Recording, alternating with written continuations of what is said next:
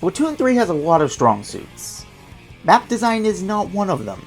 It's one of the first flaws people like to point out when it comes to this game, but you've probably heard enough about the general problems with the game's map design, especially at launch, by now. That being said, in a game that's selection of stages is viewed as a dumpster fire, are there any diamonds in the rough? That's what we'll find out today, as I rank every map in this game from best to worst as of version 8.0.0. Before we start ranking the maps though, I just want to say some things beforehand. The maps will be ranked based on how they are to play in Turf War, as that's the mode I have the most overall experience with the maps on, and most people who played Splatoon 3 are probably used to how the maps play on those modes as compared to the 4 Anarchy modes we could use. Secondly, this list will be made from a casual perspective, not so much a competitive one, so a map could be objectively bad competitively, but if I like it casually, it might be higher than you'd expect. Third, as you probably already know, this video is inspired by the Shapero's production Everything Ranked series of videos, so if you like this but for some reason haven't seen those, consider checking those out. For example, he has a ranked video on every Mario Kart game's tracks if you're into that. And lastly, of course, this is all my opinion. Feel free to tear me apart for it in the comments, and please start a discussion by leaving your own rankings in the replies. With that out of the way, let's start the list with... It's official. You suck. The worst map in Splatoon 3. There's a lot of maps vying for that title, so why is Illtail mine? Well, let's talk about the fact that there's, in my opinion, nothing good about this map. The spawn is maybe passable, I guess, but you'll be spending next to no time there. Pretty much everything I hate about this map connects to its main feature, the bridge in the middle. Controlling the bridge is the most important part of the map, to the point I'd say the team in control of it at the end of a match wins 99 times out of 100. What makes owning the bridge so powerful? Well, you get a bird's eye view of pretty much all of mid. Once you push up to the end of the bridge, you have high ground over anyone who tries to approach you. The backliner's range is often good enough to contest any key points of the enemy team's base, which can cause even further pushback, where anything redeemable about the spawn falls apart if the enemy team's backliner manages to get planted on the top left. I'll talk about this issue a lot on future maps, so I'll just state that obviously, lockouts can happen on any map, especially given skill gaps between teams. It's just that some of the map's designs more than others help contribute to that issue. And honestly, I think I'm forgetting some stuff. The changes made basically did nothing to, well, change that fact. Wow, cool, I can do this jump to the bridge and probably get shot down right after. If you needed more proof about just how horrendous this map was, this might be the only map actively made worse by an update, as the first batch of stage tweaks removed an inkable surface on a block that allowed you to squid roll back into your base. Oh, what could have been. No water, no food, and still no N-Sane. The setting of Scorched Gorge is rather unique, with only Umami Ruins having a comparable usage of colors. That's where my praises with this map pretty much end, other than, well, at least it's not Illtail Alley. The map is fine as you initially launch out of your spawner, and it's all downhill from there. You immediately drop into a pit, good luck escaping if the enemy team starts pushing past mid. Speaking of mid, by the way, let's talk about everything wrong with it. First off, it's essentially a one-way drop, as the only way back to your side of the map from mid is on this stupid grate that makes you a perfect shooting target for anyone in range. There's also the tower in the middle of the map that gives high ground advantage, and makes it easy for opponents to scope out your upcoming approach, making it much harder to access that pivotal part of the map. The map somehow gets arguably worse when you leave mid, however, as there is a snipe spot and plenty of high ground for the pushing team to just lock you out, along with the pit becoming a nice spot for rollers and blasters to shark by the ledge and wreak havoc if they push up far enough. Even the extension on the left that could mitigate this is significantly weakened by the sniping spot I mentioned earlier. And did I mention no real meaningful linkable walls? That's such a common theme with these maps that for the rest of this list, I'm only going to talk about inkable walls if it's in a positive way of how many there are. If you said this was the worst map, I wouldn't try to change your mind, as it really just barely edges out Illtail for me. Kid, except it won't even bounce you far enough to get over a piece of bridge. Even after the updates, I'm still not high on Hammerhead. It rises up above Scorched Gorge, as some of its problems aren't quite as bad now. For example, the additional drop on the right provides a new approach option to mid, though it's a one-way drop that puts you on low ground and more competent players will probably be looking out for it, but it's still there. This map is a couple of side paths removed away from literally being a straight line, as fighting is often funneled into a small area, a common pattern for the maps in this game. This is probably the first map that more competitive players would point to when talking about how the maps are hallways. I do like the little side drops in the middle of the map, to be fair, especially when you get into a fight with someone there. I think having a 1v1 and playing around this little cover can make for some fun interactions. That's more positive I can say about this map than Eeltail and Scorch combined, so for that reason, it rises up above them on this list. Uh-oh, guess what day it is? Guess what day it is? Really, this map probably shouldn't be this low, but this is where some of my own personal casual biases start to come through. I've just never really been a fan of this map. I would say there are other maps that I think are more inherently flawed, but this map commits the biggest sin of all. I just don't personally have fun playing on it. Mid is pretty much a one-way drop again, with you either having to go on a side quest if you want to go back to your side of the map, or go onto this grate, which again makes you a prime target. I also think it's far too easy for people to break out and sneak into your base because of this. Of course, I don't want locking out to be easy either, but I feel as though there's a balance that needs to be struck, where the team locking out gets some kind of reward if they're able to push up that far, without feeling impossible for an evenly matched enemy team to really fight back at that point. This is probably just me being mad that I have no awareness whatsoever, but it's my list, so I can call the map bad instead of acknowledging a legitimate skill issue. Again, probably not the 4th worst map objectively, I just personally don't like it, so here it is.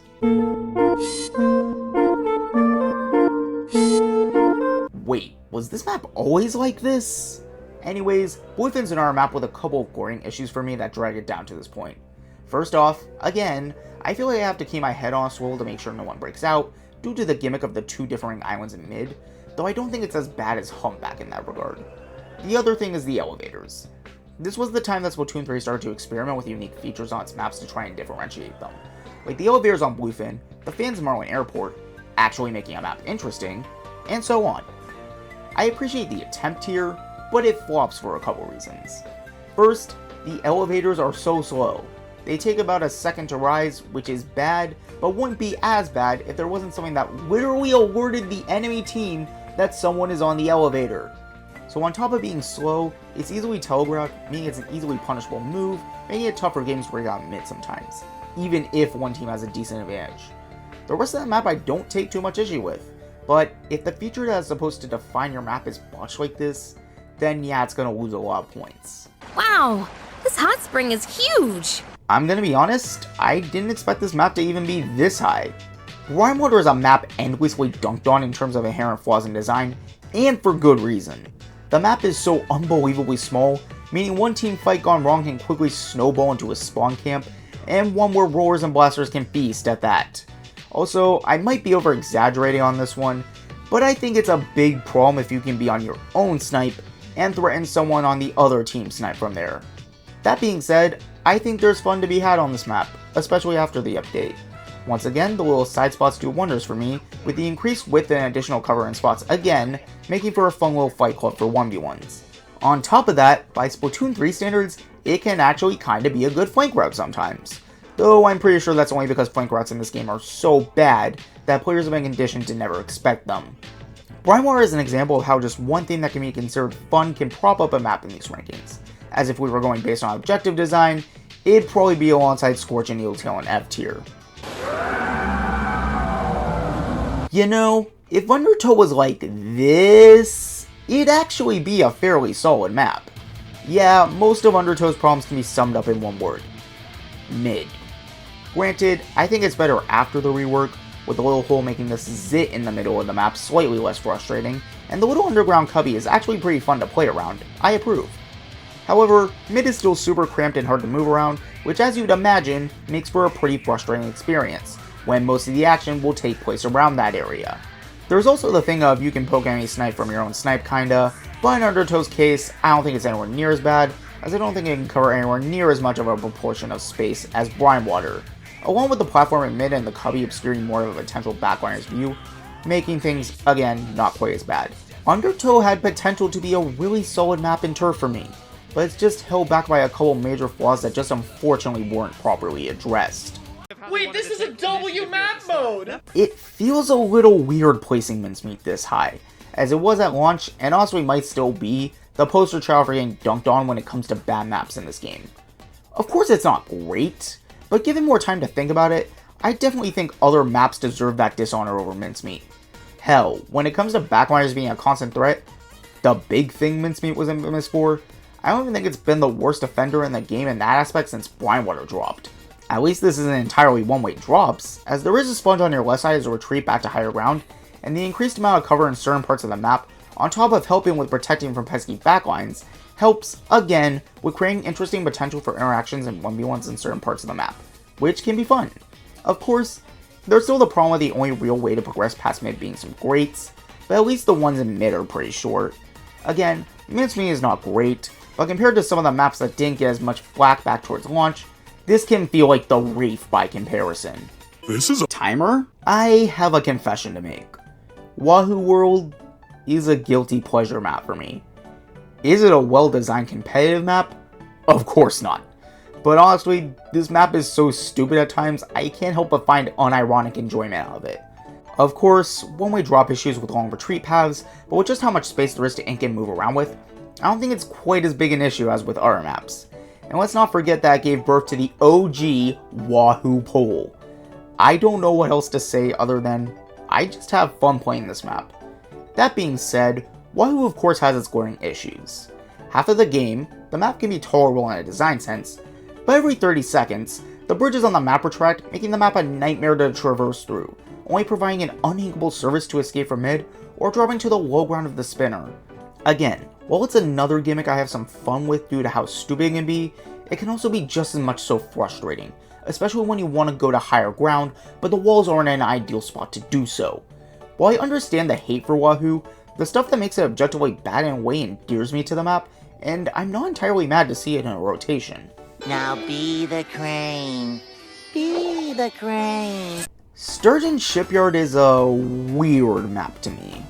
It definitely has elements such as the spinning platforms and mid and spawn, along with the fight club below the middle of the map that I can only associate with Sturgeon. Yet, there is no standout feature to this map where I go like, ah yes, I love that part of the map. It's the most just there map in the game for me, I guess. I'm usually not super mad to get it, but I'd rather be playing just about any other map. The high ground platforms in mid offer sniping spots which can basically make the map a minefield at times. One wrong step, you just got sniped down by a charger. What makes it worse here is that on top of being a spot that can slow you down in mid, your platform can also be used against you to slow your approach from spawn.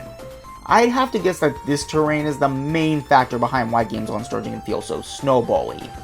And that's, in my opinion, Sturgeon's biggest problem. This feels like one of the most common maps for lockouts to occur on, as any route you try to take out of spawn will often be quickly blocked off by a player, making attempts to retake not great, as one might imagine.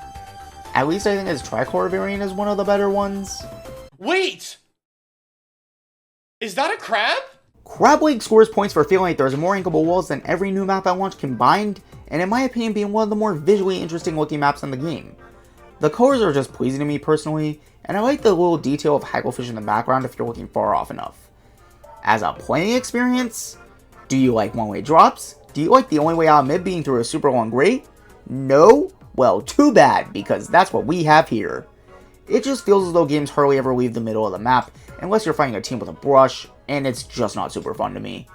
If we were talking about ranked modes where there are other, much easier ways of approaching out of mid, then it'd probably be a different story. But in the case of Turf, these aspects of the map hold it back to being a middle of the pack one for me. These tales for back to school. Barnacle Undying feels like it has all the makings of being a map that would be high on this list. I like the setting, I think mid is interesting, there are some actual alternate routes you can take to try and catch your opponent off guard. What's the problem? Well, with this map, the problem isn't so much trying to leave mid as it is getting to it. Man, the little bottom platform was hyped up so much when the initial reworks dropped. But at least in Turf War, I don't really think it's helped much. Granted, I might need more experience to see if that fact holds. However, with the bottom part being a one-way drop that puts you on low ground, I feel as though it's easily punished and doesn't help with the glaring problem of the map. Lockouts. Lockouts are super common on this map. Not even really the same way it is with things snowballing like on Sturgeon. It's just one fight lost, and the enemy team can take pretty much all the key spots that are useful for you to try and retake. It's unfortunate, because Barnacle is so close to being one of the best maps in this game, both casually and competitively, but it suffers from one gigantic flaw that fumbles it at the 1 yard line.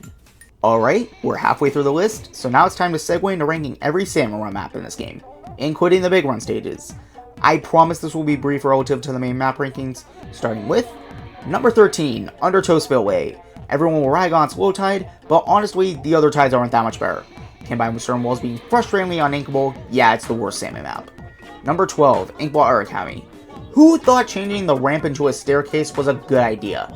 Having to climb walls or move on an uninkable ramp to deliver eggs to the basket on mid, and mostly high tide gets fairly annoying, though it's in my opinion superior low tide saves it from being bottom of the list. Number 11, Marooner's Bay. Only not dead last because it's actually a map made for Salmon Run. However, it feels like it fares the worst in terms of salmon maps in 2's negative side effects from being directly ported into 3. Number 10, Eeltail Alley. The biggest problem for me, someone who plays in a freelance environment, is the distance between the spawning geysers and the egg basket on low and mid tide. It often leads to players wanting to lure, which causes stacks to often be left to ruin your team's movement in my experience. At least the bridges are a nice retreat option here, in case the lure area gets crowded by lesser salmonids. Number 9, Spawning Grounds. Though not anything amazing, I think this map is leaps and bounds better than Marooner's. It honestly just has a couple of areas that are miserable that I've changed up a bit, would put this map a lot higher. Number 8, Salmon and Smokeyard. To be honest, I don't get the hate for this map. It was my favorite in 2, and the only real problem I have with it kinda boils down to freelancers kinda ignoring the other island on high tide. And even then, that's not particularly the map's fault in my opinion. Number 7, Barnacle and Dime. It's a generally solid Salmon Run map. The only thing that I think brings it down for me is how flat the map is, with the exception of a bit of high ground on low tide. I just wish there was a bit more elevation to play around with on the map, other than potential fish stick spawns. Number 6, Sockeye Station. A generally solid stage, and has something memorable with battling the spiral that doesn't make me want to rip my hair out. That's honestly it, however. Number 5, Wahoo World. The first, and still to this day, second best Big Run map. I honestly believe there's merit to the idea that this map was partially brought back due to Big Run. There's elevation, and a ton of distance to work with that can make the map feel like a playground at times. Number 4, Gonfish and Hydroplan. Again, a map that feels like it's properly designed around Next Wave. The only problem with it is a couple of passages that are just a bit too narrow for my liking. Not much else to say though. Number 3, Umami Ruins. After playing it again this most recent Big Run, I can fully understand what made people like it the first time. Mid and low tide provides so much room to move around with, and it feels so good, save for if your teammates allow multiple fish sticks to drop ink on the ground. Number 2, Bone Rattle Arena. First off, the scenery of this map is peak.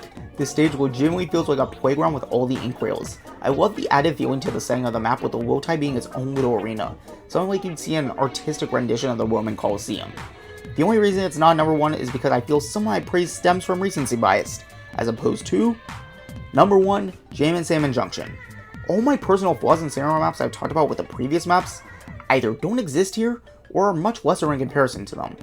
There's often multiple routes to traverse through the map so you can escape more easily, and the paths are wide enough that you can often be a bit crafty if you do find yourself in a pinch. Anyways, back onto the main list.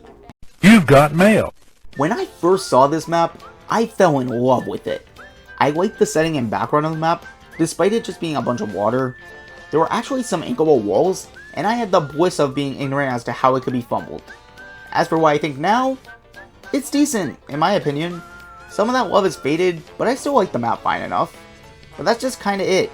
I think this map does most everything decently well, but there's no real positive standout part of it, kinda like Sturgeon. I do wish that there was a bit more variety in the colors used on the map, rather than there being more white than an American political meeting, but it's a kinda minor nitpick, so I won't dock too many points for that. I wish I had more to say, but I kinda just don't. So I have a fear of heights. Is that really so cray-cray? Oh boy, I can already envision the lynch mobs arriving towards me right this second.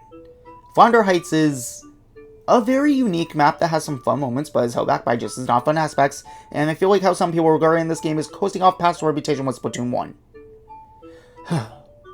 This is honestly a problem with just about every Splatoon 1 map brought to 3. Outside of Museum somewhat, it just feels like part or all of the soul of the original was ripped away in the updated version. Flounder is less, well, heights. The late afternoon sky is gone, some paths have been removed for online barriers to prevent you from swinging up the walls, the entire route out of spawn is gone and was only brought back for the tricolor variant, and all of it comes together to quite significantly bring this map down from its former glory.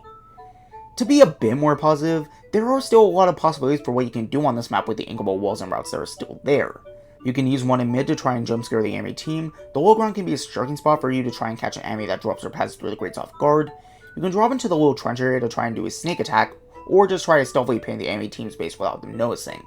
However, when one team gains a notable advantage, it's noticeable, and it feels like the heights that make the map so iconic start to work against it.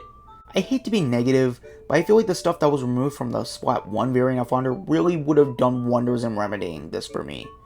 Flounder without the soul is still solid, but boy do you really miss the soul.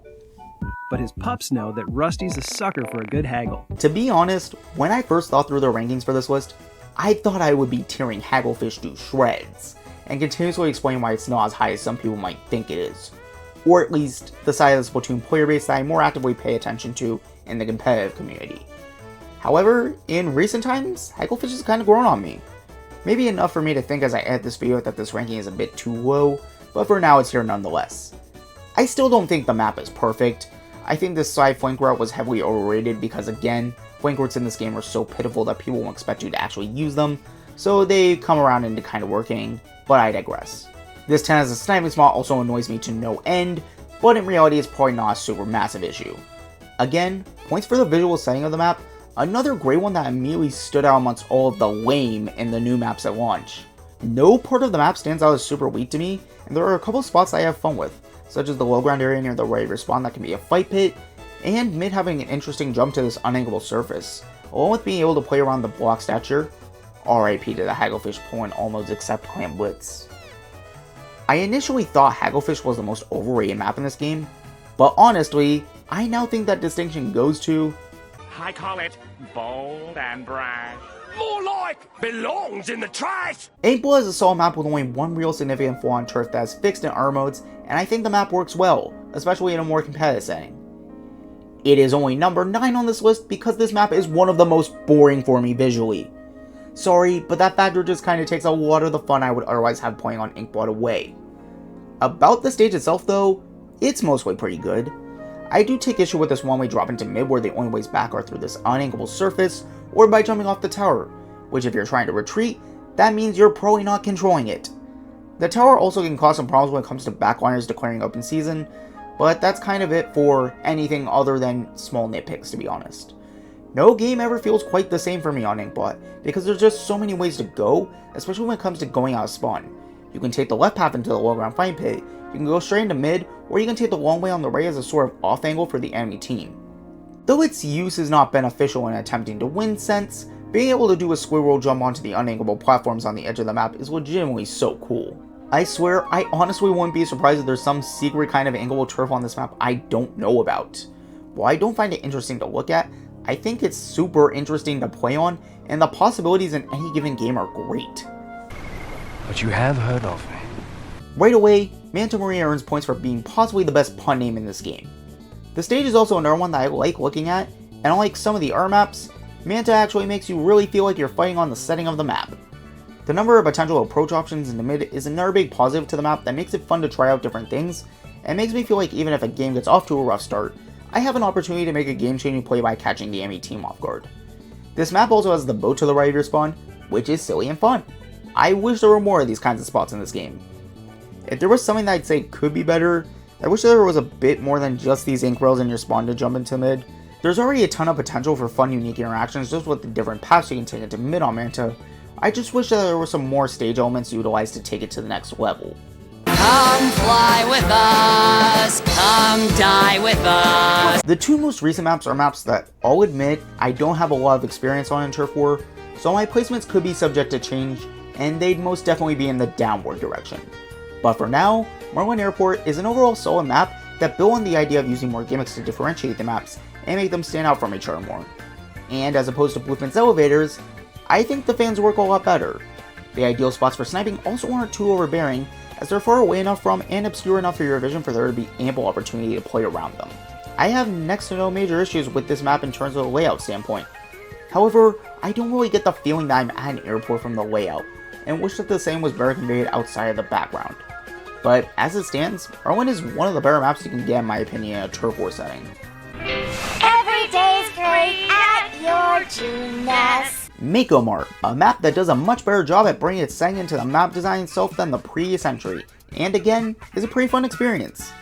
The left corner here is another fun 1v1 fight club spot, gotta give it points for that one. Fighting around the stacks in mid is also a spot that can allow you to get creative with how you approach taking fights and mid-fight decision making, thanks to the verticality. The amount of inkable walls in mid also open up multiple angles to attack enemies from, which helps to not make it feel like you're just playing a game of running forward and seeing who wins. Some slight problems start to come up, however, if you leave mid. Trying to fight back can be a bit difficult, since a lot of the key points for re-entry will likely be prime spots for a team pushing in to set up shop, making a lockout potential, but much rarer issue than some of the maps that play the bottom of the list. Mako Mart, while I think it's better in the ranked modes, except Rainmaker, its Turf War variant is also nothing that bad. It's no use. I'm ruined! I feel like I'm gonna get some question marks about having Umami this high, so I'll get the main gist of why it's here out of the way. I just have fun playing on this map in Turf War. I definitely think some other maps are objectively better. Heck, I would understand playing a map as low on this list as Hagglefish above it. This map has one of my favorite mid-sections in the entire game. This little platform allows you to do so much. You can come from your inkable wall, you can sneak attack from the enemy's inkable wall, you can climb on this little uninkable platform, you can go around it entirely, and that's just when you're in mid. The ink rails on this map, especially after the update, made this map feel like a playground at times, with just so many different ways you can move around, so long as there's not something like a charger in the lobby, which can make the left side of mid a bit of a pain to try and move through. I also like the kind of deserted vibe more than Scorches, and find it more visually interesting to look at. The big thing that puts this map down a bit for me is that when it comes to potential for lockouts, it's kinda in between of the maps at the bottom of this list and something like Mako Mart. This side route could help, but it puts you on low ground, making you a fairly easy threat to deal with before you can even get within striking range of the enemy team's stronghold. Without this issue, this map probably would take the number 3 or 2 spot for me, but hey, the top 5 is still pretty good. I like trains. Welcome back, map with lateral symmetry. Yeah, for that alone, Lemuria gains a ton of points in terms of standing out from the rest of these maps that feel watered down in a casual sense to try and be more competitively viable, which ironically fails for a lot of the general complaints I mentioned about the maps on this video. Again, not much experience on this map, but in a casual sense, it's been so much fun to play this map. I truly feel like I can go pretty much anywhere on this map. I can of course take the path set for me straight out of spawn on the map, or I can use the sponge and spawn and just go straight into mid right away. I can go onto the bridge and try to take control of a key high ground point on the middle of the map, or I can go below and try to stealthily take out people who might try to contest it. You can get most anywhere on this map pretty quickly, and it feels like you're never truly out of it unless the skill gap is massive, while also making it, in my opinion, manageable to take out someone trying to flank from behind before things get out of hand. The map gimmick of the moving platforms, while I can understand while some may find it annoying, I think is dumb and silly, so it's a-okay with me. For a minor nitpick, again, don't feel the setting that much in the layout of the map itself, and it's not the most interesting, like it's just mostly great platforms. The only other real reason why Maria isn't higher is because I didn't want to rate this map too highly due to recency bias, as opposed to the higher maps which I feel have proved themselves by standing the test of time more, such as...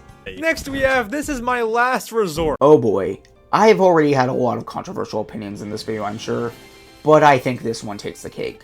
How is the defacing of one of the most beloved maps in the series in my top 3 on this list? Well, you gotta remember that this is a list on how the maps play in Turf War, and based on a casual perspective. And honestly, looking back on it, I don't think I've ever really had that much hate for Splatoon 3's Mahi in that sense. If this were a list about any other indie mode not named Splat Zones, then yeah, Mahi'd be in the bottom half of the list, especially on Rainmaker and Tower Control. Don't get me wrong, I definitely think it's a notable downgrade, and the core identity of the original is gone, save for the gimmick of additional ground coming in at certain points of the match depending on the mode. But in Turf at least, it's a good map that I have fun playing on. At least when my team doesn't let the Aerosphere swoosh just waltz on the high platforms into our spawn and lose. The map, while not as much so as Splatoon 1's version, is still more appealing to my eyes than most of the other maps in this game, and it does still retain some parts of Mahi's identity, and did get a bit better with the rework. I think the sort of standstill that can take place in mid due to how cramped mid can be in the first half of the game, and how slow it can be to move to actually get out mid on the high route, makes an interesting sub-game of who makes the first move, and if it's punished or not. I think Mahi in this game gets way too much flack, even if a lot of it is warranted. I just wish some of it was put towards another Splatoon 1 map remake that is still decent, but lost even more of its former glory in my opinion. I'm thinking.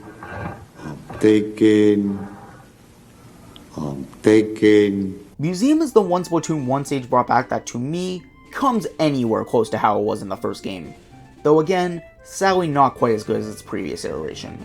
To start with the couple negatives, The one-way drop into mid where the only way back is to get on the spinner, which is the shiny thing in the middle of the map that people will likely be fighting for control of at all times. The other smaller problem is the inkable wall on the left of the enemy side will not be here on any mode, instead replaced with a simple block on Clan Blitz. The spears themselves are also a bit of a downgrade. Like, that spawn spinner in 1 was so cool. The right side flank route does remain somewhat intact though, and it might be the best flank route in this game, as you can get to it fast, and it actually feels like it does its job a lot more often than a lot of the other flank routes in this game. If its mid was just a bit more easy to move in and out of, Museum would probably join number 1 in the X tier. But yeah, it still probably wouldn't eclipse it in my eyes. We all know what it is by now, so cutting out the false suspense. Robo Ramen is the best Splatoon 3 map, and I honestly don't think it's particularly close. Let me talk about the negatives. It's not quite as good as Splatoon 1 Mahi and Founder and the Reef in my opinion. Those are the negatives. Robo Ramen feels like it has just about everything for me. Banger name, first of all, and top tier wordplay. The bull on the ceiling is a very cool touch, especially the fact that with a special like Zipcaster, you can actually go on top of it. There's actual inkable walls on this map, and the elevation doesn't make me want to snooze, unlike the stupid elevators on Bluefin. There's also the low ground path, where you can climb up the inkable wall on your side of spawn, take a quick detour to the left, or continue on the low ground left or right to try and flank the enemy team. That's right, flanking can actually work on this map. Save for when you're trying to lock out the enemy team, there are so many options and endless possibilities for what you can do or where you can go on this map. Robo Ramen is the best map in this game, and dare I say, given more time, may even be worthy of being put on the same pedestal as those iconic maps I previously mentioned. And that is every Splatoon 3 map ranked, except for Tricolor variants because I don't have enough experience with them to properly rank them.